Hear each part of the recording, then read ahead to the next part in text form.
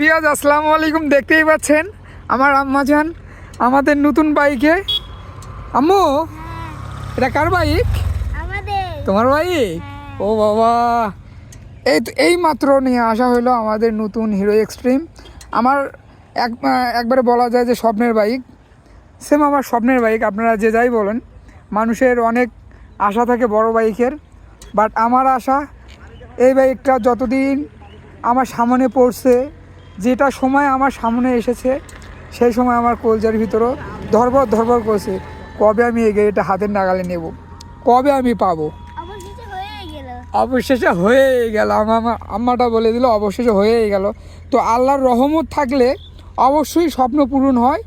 মানুষ যত শয়তানি করুক, মহান রব্বুল আলামিন যদি সহায় হয়, অবশ্যই স্বপ্নের জিনিস হাতে পাওয়া যায়। এটাই বাস্তব, এটাই সত্য, এটাই তার প্রমাণ।